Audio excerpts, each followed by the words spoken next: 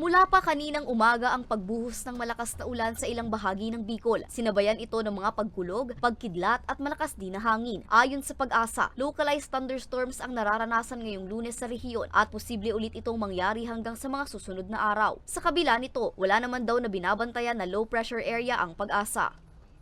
Yung maliban nga na nasa may West Philippine Sea ng na LPA, may paman kitang binabantay na iba. Pero dahil tayo nahali ang possibility na rest of the week, posible may mabilog na naman ng mga LPA, pero dahil pa man ininailing na makaka-apekto digdi sa Bicol region. Samantala, isang buhawi ang naminsala sa ilang mga barangay sa Daet, Camarines Norte alas 6 ng umaga kahapon. Batay sa ulat, 2 individual ang binawian ng buhay matapos na mabagsakan ng puno ang kanilang bahay sa Fairview 2 Barangay Magang, parehong bayan. Nasira rin ang ilang kabahayan, sasakyan at mga ari-arian.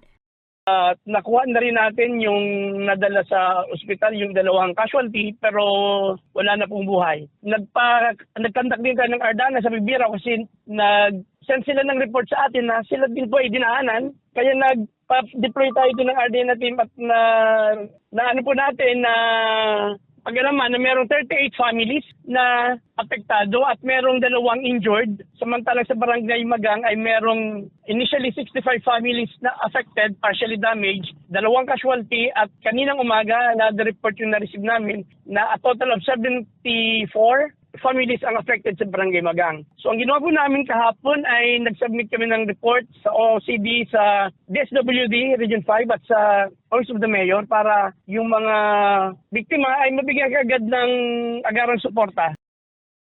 Ayon sa Pag-asa, ang buhawi o tornado ay nabubuo sa lupa. Karaniwan daw itong nabubuo kasama ng isang thunderstorm kung saan ang malamig na hangin sa himpapawid ay bababa sa kalupaan at ang mainit na hangin sa ibaba ay aakyat ng paikot.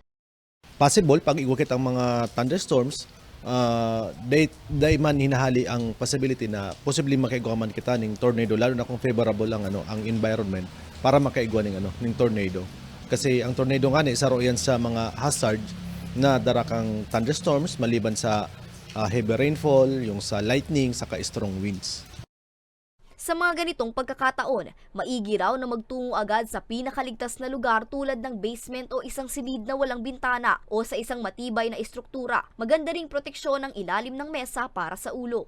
Para sa mga balitang Tatak, Bicol, Angeline Dagta.